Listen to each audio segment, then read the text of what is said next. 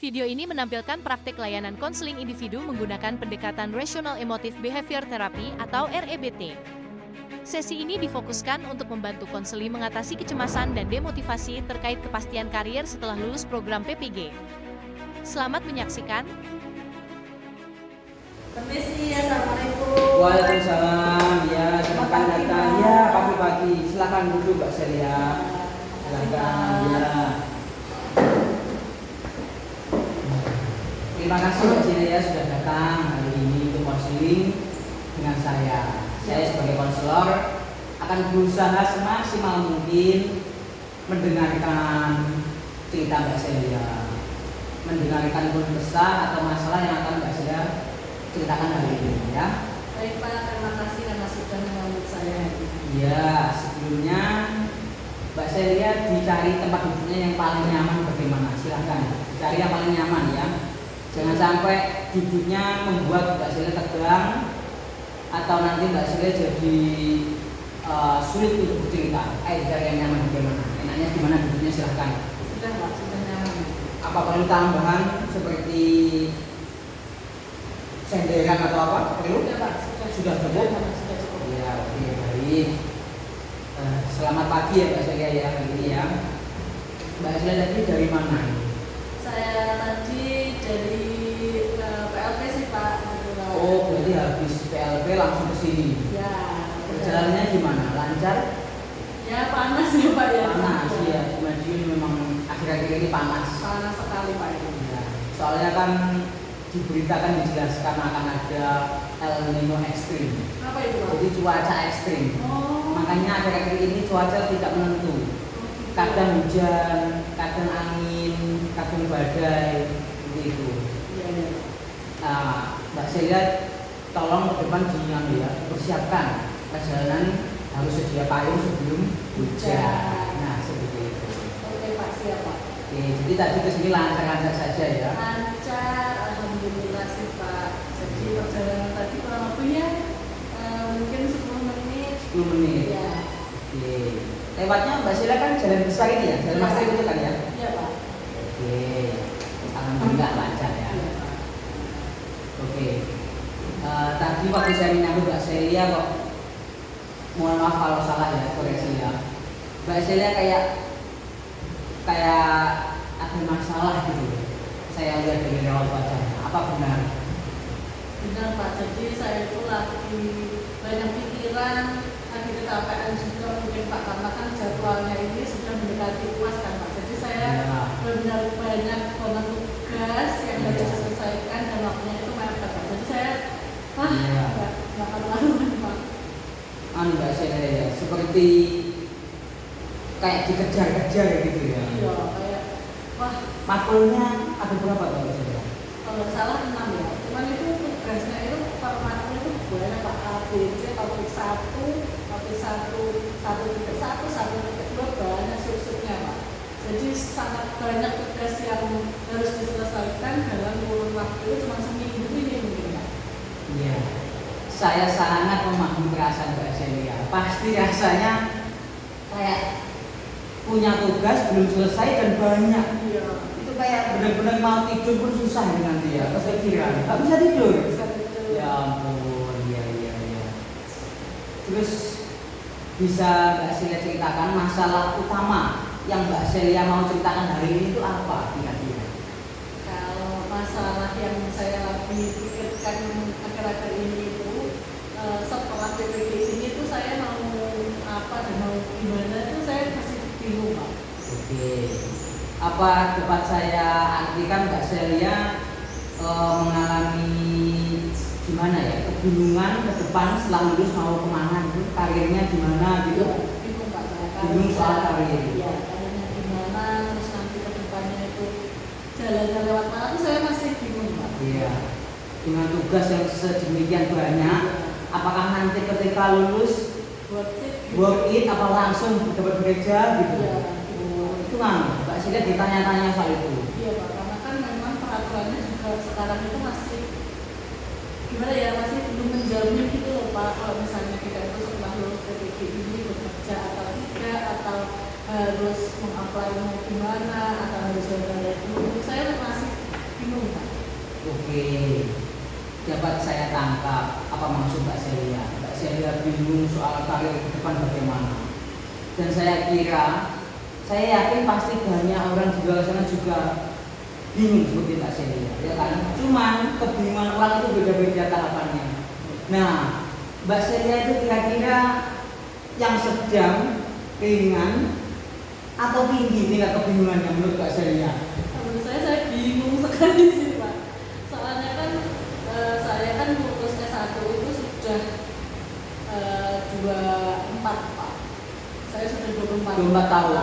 Ya. Jadi saya menjalani PPG itu di umur saya 25 tahun. Sedangkan menurut kalau sosial ya Pak, kalau sekarang itu kan kalau misalnya pekerjaan apalagi di bidang perempuan itu pasti ada batasan-batasan umur yang kayaknya itu kurang produktif lagi gitu loh Pak. Iya. Mbak Celia memiliki pikiran wanita dalam mencari pekerjaan nanti terbatas. Iya, betul Pak. Dari segi umur dibatasi. Segi umur, terus mungkin diragukan juga kemampuannya Dibandingkan dengan laki-laki. Iya. Kekuatannya atau kecermatan dan lain-lain itu loh Pak. Iya. Saya kayaknya kok agak kurang seimbang gitu loh Pak. Iya, saya sangat memahami apa yang Mbak Celia rasakan ya. Sebagai seorang wanita seperti merasa minoritas gitu ya. Betul. Oke. Oke Mbak Celia, terima kasih sudah menceritakan inti masalah yang Mbak Celia hadapi ya. Intinya Mbak Celia kebingungan karir ke depan bagaimana. Soalnya merasa wanita yang karirnya itu terbatas ke depan akan kalah saing dengan laki-laki begitu. Oke, boleh Mbak Celia ceritakan kira-kira Mbak Celia bingung seperti itu efeknya apa Mbak Celia? Jika seharian Mbak Celia di aktivitas sehari-harinya itu Mbak Celia jadi gimana bisa terangkan kepada saya Mbak? Jadi kan Pak, karena tadi yang saya bilang kan ada keraguan di masyarakat sendiri tentang perempuan itu bisa berkarir atau tidak. Ya. Terus ada juga batasan umur yang lebih pendek dibandingkan pihak laki-laki seperti itu dalam pekerjaannya Pak. Nah jadinya saya ini kayak pertama saya merasa kayak dikejar-kejar waktu. Iya. Saya merasa harus segera karena harus segera mencari kerja, harus segera lulus bagaimana caranya.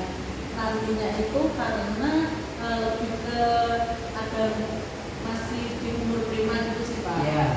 Terus selanjutnya itu saya juga merasa karena ini masih bingung sekali ya Pak, maksudnya belum tentu juga saya nanti bekerja sebagai gurunya, jalurnya gimana, tapi saya masih sekolah PPG. Nah ini efeknya itu saya jadi agak kurang bersemangat ya Pak. Oh iya. Saya rasa kayak wah karena saya rasa juga berat sekali PPG ini dibandingkan S1 dulu. Iya. Jadi saya merasanya kayak saya meragukan apakah PPG ini akan menjadi jalan saya untuk menjadi guru gitu. Langsung otomatis jadi guru atau tidak gitu ya? Karena itu kan juga masih ragukan Pak. Jadi saya kayak kalau misalnya saya bersungguh-sungguh pun belum tentu nantinya saya itu langsung bekerja gitu. Iya. Jadi Mbak Celia efeknya dari pikiran Mbak Celia itu tadi adalah tidak bersemangat dan tetap bingung. Iya. Seperti itu ya, koreksi ya kalau salah ya. Iya. Oke, terima kasih Mbak Celia sekali lagi sudah mau bercerita yang sebenarnya. Cerita Mbak Celia ini akan saya jaga rahasianya, akan saya keep di saya. Jadi Mbak Celia, saya harap dalam pertemuan kali ini tidak mengkhawatirkan masalah cerita saya ini nanti aman tidak ya, cerita saya ini nanti diketahui orang lain tidak ya. Nah kira-kira Mbak Celia itu kalau konseling kayak gini ya, itu punya pikiran kayak gitu nggak? Misal nanti takutnya disebar nggak sih? Kadang saya punya pikiran seperti itu. Oke. karena Mbak Sela punya pikiran seperti itu, saya mengkonfirmasi saat ini juga ya bahwa cerita Mbak Sela ini nanti akan saya jaga kerahasiaannya karena seorang konselor memiliki sebuah kode etik, dan kode etik itu adalah memuat asas-asas, salah satunya adalah asas kerahasiaan. Jadi saya tidak mungkin melanggar kode etik tersebut. Saya akan menjaga rahasia Mbak Sela. Malah saya sangat apresiasi Mbak Sela karena sudah berani bercerita, sharing kepada saya dengan tujuan kita sama-sama mencari jalan terbaik agar Mbak Sela nanti bisa menyelesaikan masalah yang Mbak hadapi. Ya, seperti itu. Oke. Kita ambil kesimpulan tadi. Pertama, Mbak Sela jadi bingung soal karir ke depan karena itu tadi karirnya belum jelas, akhirnya tidak bersemangat saat PPG. Oke, nah kira-kira Mbak Sela bingung seperti itu, merasa tidak bersemangat seperti itu keyakinan utama yang Mbak Sela yakini apa? Kok bisa beranggapan bahwa nanti sulit dapat kerja, nanti otomatis jadi guru enggak sih? Nah, itu Mbak Sela memiliki keyakinan seperti itu timbul sendiri atau karena setelah mendapat omongan dari orang lain atau melihat berita atau melihat apa? Kira-kira Mbak Sela kok bisa berpikir seperti itu kenapa? Bisa nggak menjelaskan kepada saya? Baik Pak, jadi saya itu dasarnya saya memiliki pemikiran seperti itu karena sebelumnya kan banyak juga teman-teman saya S1 yang sudah mengikuti PPG di gelombang-gelombang sebelumnya. Juga ada juga kakak sepupu saya juga kemarin baru lulus juga di gelombang yang kemarin. Nah, teman-teman saya itu rata-rata itu sulit Pak mencari pekerjaan. Padahal sudah PPG. Sudah PPG kan, padahal itu dulunya kan dijanjikan ya Pak. Kalau kita lulus S1 itu tidak bisa langsung jadi guru, harus honorer, harus PPG dulu. Oke. Nah, ternyata yang sudah lulus PPG pun ternyata masih sulit mencari pekerjaan gitu Pak. Katanya karena kalau menurut mereka ya Pak, kalau menurut mereka itu karena memang sudah ada plot-plotnya untuk penempatan dan lain-lain sebagainya. Cuma pada kenyataannya di lapangan itu di gelombang mereka itu Pak, mereka itu plotnya jauh-jauh gitu. Kayak dalam dilempar di Aceh, di Kalimantan, gitu. sangat jauh dari alamat domisili. Iya, sangat jauh dari domisili aslinya. Sedangkan kalau kebanyakan alasan dari kita anak keguruan itu mengambil FKIP itu karena ingin dekat dengan domisili gitu ya Pak. Jadi lebih seperti itu sih Pak. Mereka itu tidak bisa mengambil waktunya yang jauh itu sehingga mereka mencari lowongan-lowongan yang ada di sekitar mereka. Sedangkan lowongan itu sudah ada yang mengisi. Peminatnya banyak. Saingannya itu banyak yang sudah PPG juga gitu Pak. Yang dari tahun-tahun sebelumnya. Dari tahun-tahun sebelumnya itu belum tersaring, belum mereka itu belum memiliki pekerjaan juga, belum P3K dan lain-lain itu juga belum tersaring. Jadi sehingga mereka itu rata-rata sekarang donor. Nah, sedangkan kan kayak apa ya Pak ya? Terus keuntungannya kita itu PPG itu apa gitu? Saya jadi ragu-ragu gitu loh Pak, karena nggak ada bedanya ternyata S1 sama PPG kalau misalnya sama-sama honorer gitu kan.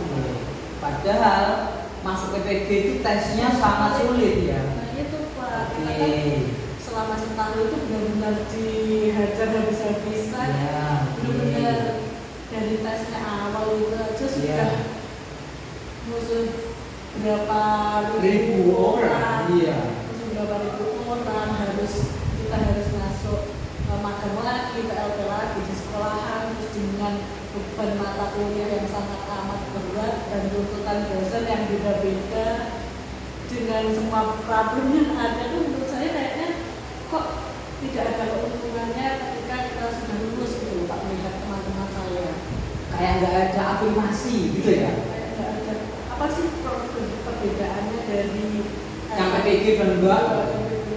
Sedangkan yang S1 juga banyak Pak yang honorer sama seperti PPG itu banyak juga, walaupun katanya kan nggak boleh gitu ya Pak. Kan nggak boleh kalau S1 itu minimal harus tapi di lapangannya ternyata banyak juga yang S1 sudah, kan kita PPG juga yang sudah bersertifikasi lah Pak. Iya. Kayak itu tuh kayak nggak ada bedanya sama itu, bahkan di bidang yang paling berat sih gaji ya Pak kalau menurut saya. Iya. Kalau dengan gaji segitu dan dengan apa yang sudah kita korbankan selama kuliah itu sangat amat Tidak worth it. iya sangat amat berat sebelah gitu. Oke. Walaupun ya katanya mungkin dulu kan pengabdian dan lain sebagainya, cuman di era sekarang kalau misalnya 500.000 sebulan sih kata saya terlalu Main-main. kan mungkin Pak ya. Iya. Karena Padahal kerjanya serius. kerja kita serius secara fisik, pikiran dan segala macam itu kan kita benar-benar all in gitu loh Pak. Kalau misalnya dengan gaji segitu ya makanya banyak yang switch karir seperti itu kan karena mungkin seperti itu ya Pak. Karena Iya. gajinya lebih ke tidak masuk Pak. Oke, Mbak Celia. Dari cerita yang Mbak Celia ceritakan itu tadi, koreksi ya kalau saya agak salah atau bagaimana.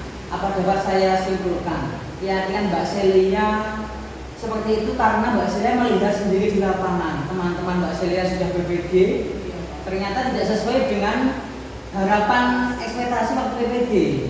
Jadi Mbak Celia melihat sendiri kejadian di lapangan ya.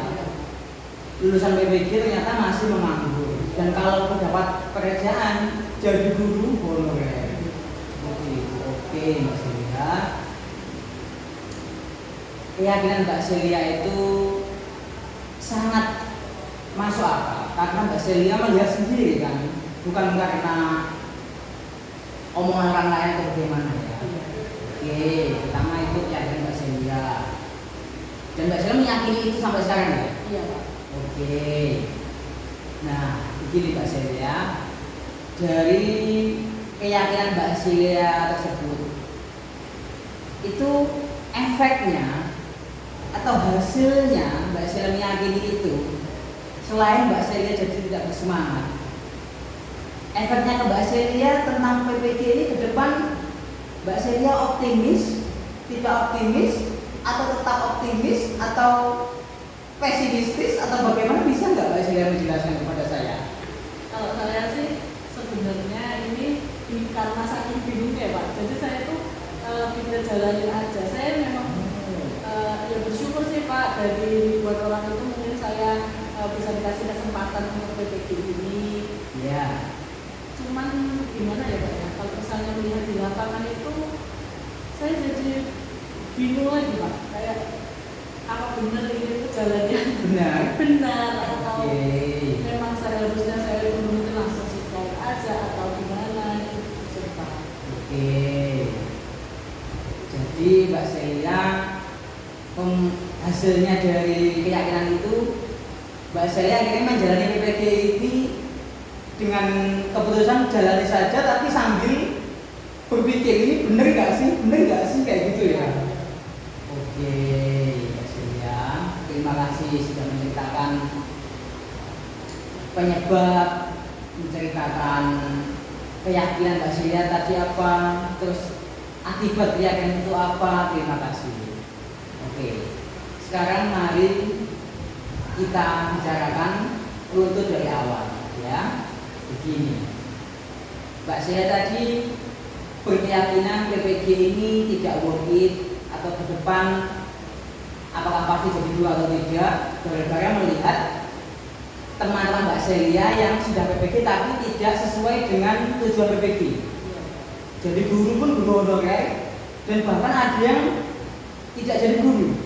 Oke, sekarang saya tanya, teman-teman Mbak Celia itu PPG-nya jurusannya sama dengan Mbak Celia atau beda?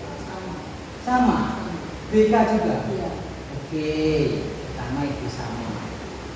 Lalu pertanyaan saya, itu PPG-nya sama juga di Unifma atau di tempat lain? Sama Pak, di Unifma. Sama di Unifma. Iya. Oke, sama di Unifma.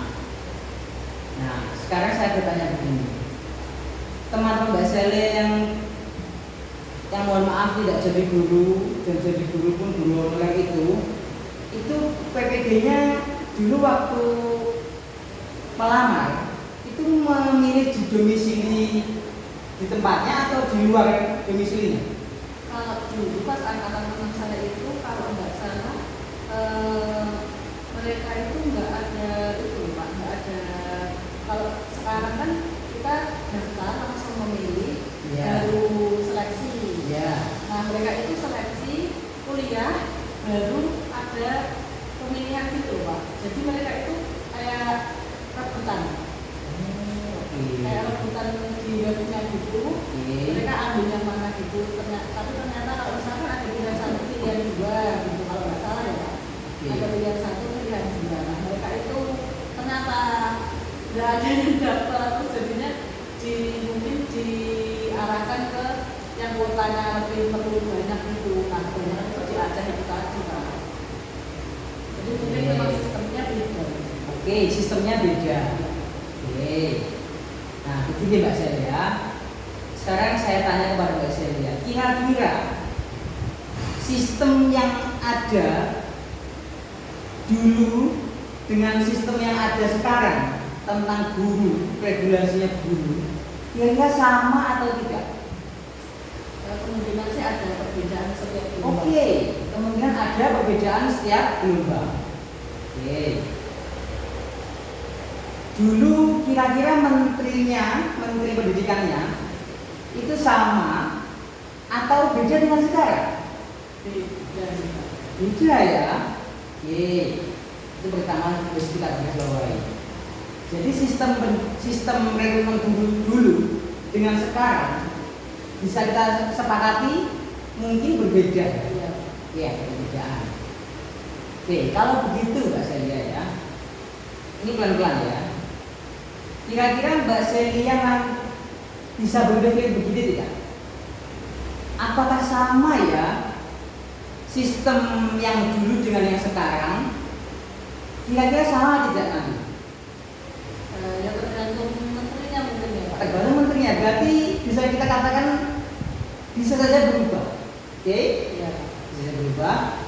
Dan Mbak Celia akhir-akhir ini atau kapan atau mungkin bulan lalu atau kapan pernah membaca berita atau kabar soal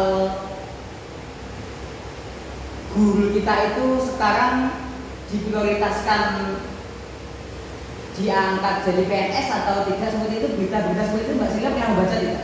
Pernah dengar sih Pak dari Pernah dengar. Nah kira-kira gimana beritanya? Ya kita sih belum ada, maksudnya kalau yang nyatanya itu mungkin belum terlihat sih Pak, cuma ada dengar rencana-rencananya. Oke, rencananya sudah ada ya terkait penataan guru ya. Oke, jadi Mbak Celia, jika Mbak Celia melihat teman Mbak Celia yang dulu PPD itu dengan sistem yang lama kan ya, terus sekarang Mbak Celia PPD di sistem yang baru, kira-kira Mbak Celia apple to apple tidak kalau membandingkannya? Ya mungkin kurang apple to apple sih Pak, cuma kan mungkin ya ada keresahan. Ada keresahan, tetap ada normalnya ya. Iya Pak. Oke. Nah, begini Mbak Celia. Nah, terkait penataan guru, sejauh yang saya ketahui dari berita-berita yang terbaru, pemerintah itu sekarang sedang berusaha menata sedemikian rupa. Kan guru itu kan banyak ya. Makanya proses penataannya pasti ya membutuhkan waktu. Nah, tentu saja sistem yang dulu dengan sistem yang sekarang itu kan berbeda. Nah, lantas kenapa Mbak Celia berpikir sistem yang dulu pasti akan terjadi di sistem yang sekarang? Karena yang dulu itu sampai sekarang belum terdistribusi dengan baik Pak. Jadi saya pikirnya kayak apa angkatan saya nanti harus menunggu lagi mereka terdistribusi dulu baru kita, itu berapa lama jangka waktunya, saya nanti butuh berapa, dan itulah yang menjadi apa ya opportunity saya gitu ya. keyakinannya tetap ada karena teman-teman Mbak Asli itu tetap belum diangkat jadi guru gitu kan ya. Akhirnya Mbak Asli tetap bingung gitu. Oke, sekarang saya tanya begini, tempat PPL atau PLP?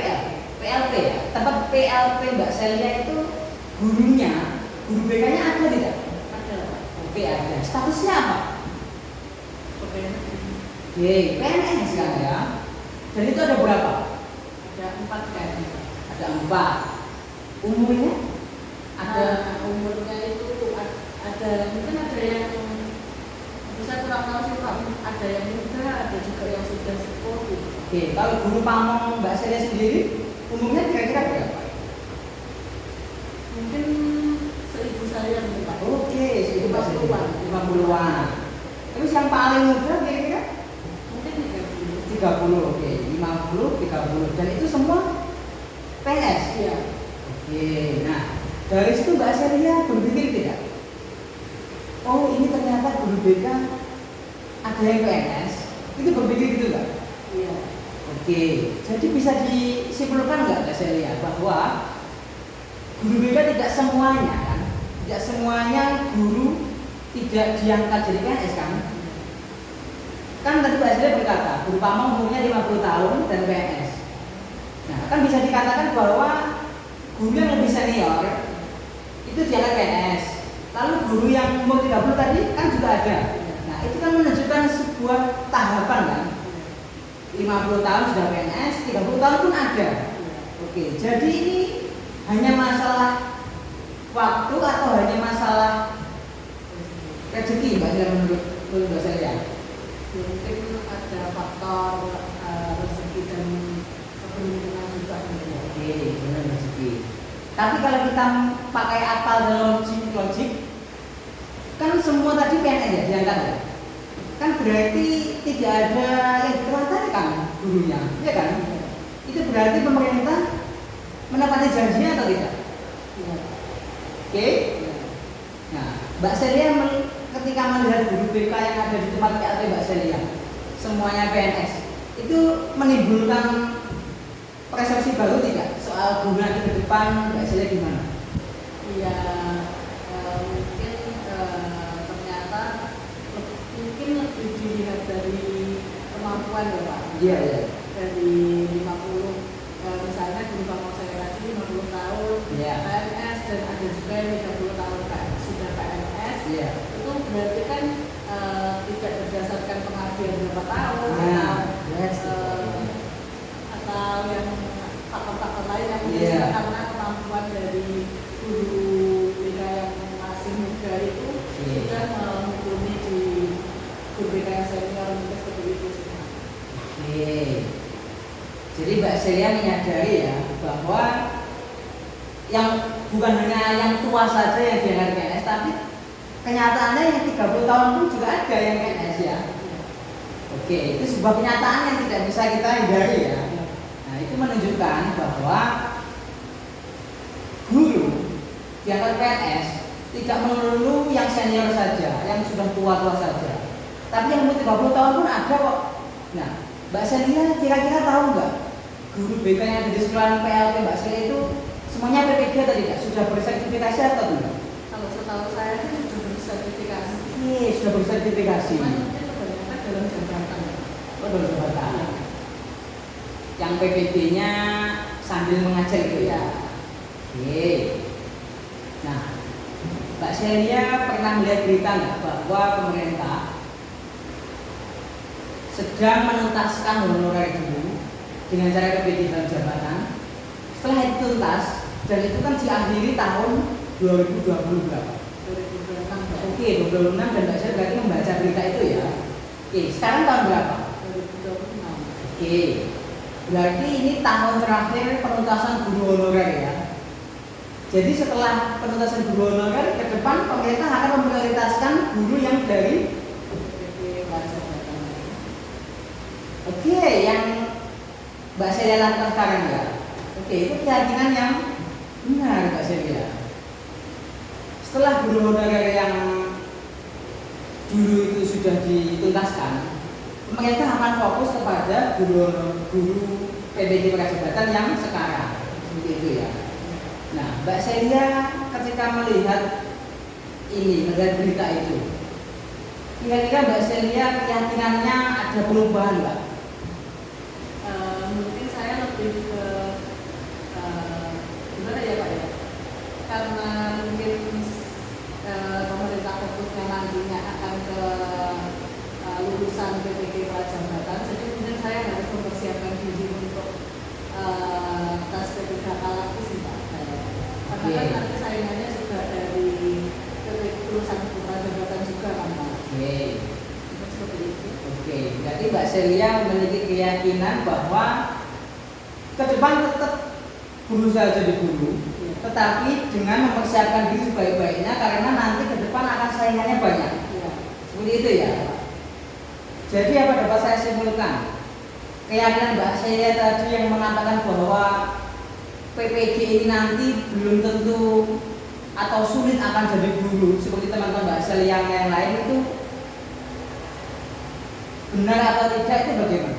Menurut Mbak Celia kira-kira akan tetap Mbak Celia yakini atau tidak? Mungkin sudah berkurang sih Pak keyakinan itu karena saya rasa juga kalaupun ke depannya nanti honorer itu sudah diadakan kan berarti banyak lowongan kosong di sekolah-sekolah. Itu kita nantinya akan didistribusikan di situ sih Pak. Oke, Mbak Celia sudah memiliki keyakinan bahwa ke depan guru PPG ini akan mendapatkan kuotanya. Iya. Karena guru honorer sudah tuntas. Dan boleh saya tanya, waktu daftar PPG kemarin, kuota guru bimbingan konseling itu paling banyak atau paling sedikit menurut Mbak Celia? Kayaknya sedikit sih Pak kalau bimbingan konseling yang banyak itu kayak PGSD gitu. Oke, PGSD kemarin yang daftar berapa? Saya lupa sih Pak kalau yang itu. Lupa. Iya. Tapi yang jelas Lebih banyak berkali-kali lipat daripada BK. Kalau begitu apa dapat kita simpulkan bahwa persaingan nanti dibanding PGSD dan BK, persaingannya lebih ketat mana kira-kira? Lebih ketat PGSD karena pendaftarnya banyak. Oke. Jadi Mbak Celia sudah meyakini bahwa PPG ke depan akan tetap sesuai jalurnya, akan tetap sesuai tujuannya, yaitu menciptakan guru bersertifikat, bersertif yang kemudian akan ditanggung di kuota-kuota yang sudah ditentukan. Tapi untuk menempati kuota itu, guru itu harus memiliki daya saing. Ya. Iya Pak. Jadi apa bisa disimpulkan bahwa teman Mbak Celia yang Mbak Celia katakan tadi sudah PPG tapi kok nggak jadi guru, itu kira-kira gara-gara sistem PPG yang tidak jelas atau gara-gara memang dia belum bisa bersaing dengan teman yang lain? Kalau dipikir-pikir mungkin juga karena belum bisa bersaing sih Pak, karena kan setahu saya teman saya ada yang sudah lulus PPG dan daftar P3K, cuma kan memang belum lolos kan Pak, atau mungkin persiapan dari dirinya sendiri juga kurang. Oke. Mbak Celia sudah memiliki keyakinan bahwa lulus PPG jadi guru atau tidak itu tergantung dia nanti memiliki daya saing atau tidak waktu tes. Oke. Jadi kira-kira rencana Mbak Celia ke depan setelah pulang dari konseling ini akan meneruskan keyakinan Mbak Celia yang bingung soal karir ke depan bagaimana, akan meneruskan keyakinan Mbak Celia yang meyakini bahwa sistem PPG nggak jelas, akan meneruskan keyakinan Mbak Celia teman-teman saya loh banyak yang nggak jadi, saya pasti juga nggak jadi seperti itu, atau memiliki keyakinan baru bahwa oh berarti saya harus siap-siap mempersiapkan diri untuk tes ke depan agar bisa memiliki daya saing dan tes bisa lulus. Mbak Celia kira-kira setelah konseling ini mau menerapkan keyakinan yang pertama atau keyakinan yang kedua tadi? Saya lebih ke yang kedua mungkin ya Pak ya. Oke. Karena mungkin karena juga saya rasa pemerintah mungkin sudah maksimal juga Cuman memang butuh waktu mungkin ya Pak. Oke. Saya sangat mengapresiasi keputusan yang akan Mbak Celia laksanakan, yaitu keputusan kedua tadi ya, meyakini bahwa sistem PPG itu memang jelas, yang penting tergantung pribadi masing-masing nanti memiliki daya saing atau tidak, belajarnya bagaimana, tesnya bagaimana, seperti itu ya. Iya Pak. Nah, kira-kira dari keyakinan itu nanti Mbak Celia akan melaksanakannya dengan penuh semangat atau dengan penuh keraguan seperti tadi? Dengan penuh semangat Pak. Dengan penuh semangat. Iya. Oke. Mbak Celia menyepakati itu ya. Iya Pak. Oke. Dan Mbak Celia ketika melakukan itu nanti kira-kira Mbak Celia memiliki tingkat keberhasilan berapa persen? Yang keyakinan Mbak Celia itu Mbak Celia yakini berapa persen? Saya rasa mungkin karena saya S1 pendidikan juga Ya. dan PPG-nya juga lolos, Oke. saya rasa mungkin 80% ya Pak. 80%. Mungkin 20%-nya nanti bisa diimbangi dengan kemampuan skill lainnya, terus seperti itu sih Pak. Oke, berarti Mbak Celia memutuskan untuk semangat PPG dengan harapan ke depan bisa lolos jadi guru dengan keyakinan semangat 80%. Ya. Tapi 20% itu bukannya tidak semangat, tapi 20% adalah skill yang lain. Ya. Oke, bisa dijelaskan skill yang lain itu apa? Mbak Celia akan menerapkan skill apa? Ya mungkin kan karena di sekolah ini kan banyak skill-skill yang diperlukan untuk menjadi guru ya Pak. Oke. Misalnya mungkin saya bisa mengasah skill komputer saya, Oke, kemampuan teknologi. kemampuan teknologi, terus juga mungkin dari bidang-bidang yang lainnya mungkin yang bisa dimanfaatkan nantinya ketika bekerja seperti itu sih Pak. Oke, Mbak Celia akan menggunakan 20% sisa semangat Mbak Celia untuk melatih soft skill Mbak Celia di luar tupoksi Mbak Celia untuk menjadi guru BK. Iya. Seperti itu ya. Iya Pak. Oke, saya sangat mengapresiasi keyakinan Mbak Celia yang ini. Mbak Celia saya melihat Mbak Celia ekspresinya sudah bersemangat lagi. Apakah saya boleh mengonfirmasi itu? Betul Pak. Semakin bersemangat? Iya Pak. Oke Mbak Celia, saya sangat menghormati, saya sangat mengapresiasi keputusan Mbak Celia itu. Nah, ke depan ini konseling sesi pertama ini ya, kita akhiri dengan Mbak Celia mau menerapkan keputusan Mbak Celia untuk semangat PBG, meningkatkan daya saing tadi, dan melatih skill-skill tadi ya. Nah, ke depan di sesi konseling kedua, saya harap Mbak Celia mau bercerita lagi terkait evaluasi setelah konseling hari ini, bagaimana feel-nya ya. Waktu PPG mengerjakan tugasnya gimana feel-nya, saya ingin tahu. Ada bedanya enggak PPG dengan keyakinan sebelum konseling ini dan PPG setelah konseling ini? Seperti itu Mbak Celia ya. Iya Pak, siapa? Oke. Besok ketika Mbak Celia konseling kedua, ketika Mbak Celia bercerita sudah menerapkan itu dan mau menerapkan itu, saya akan mengasih reward kepada Mbak Celia. Wah, reward apa Pak? Nah, itu nanti akan saya kasih tahu di sesi konseling kedua, oke? Ketika Mbak Celia sudah berani mengambil keputusan baru ini, saya perlu mengapresiasi dong, Iya. ya kan? Oke Pak. Oke, seperti itu. Saya akan mengapresiasi Mbak Celia dengan sesuatu nanti. Iya Pak, siap. Oke? Iya. Penasaran nggak Mbak Celia? Penasaran Pak? Oke, kalau penasaran Mbak Celia harus melakukan keputusan yang Mbak Celia pilih tadi ya. Iya. Oke. Saya rasa atau Mbak Celia mau bercerita lagi kira-kira? Sudah sih Pak, mungkin itu saja keresahan yang saya. Oke, perasaannya itu baru itu ya. Saya sangat mengapresiasi pertemuan hari ini. Semoga Mbak Celia sukses ke depan menjalankan keputusan yang Mbak Celia tadi diputuskan lancar ke depannya. Apakah dapat kita akhiri konseling hari ini.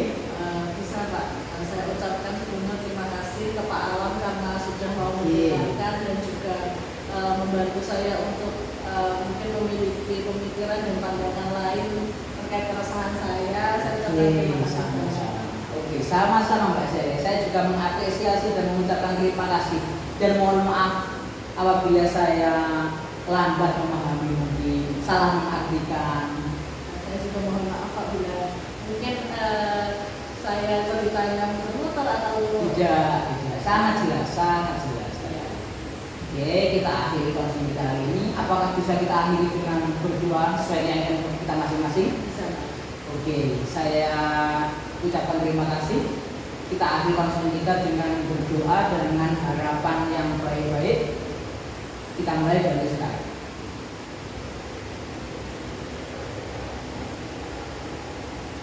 Oke, sudah selesai ya? Sudah Pak.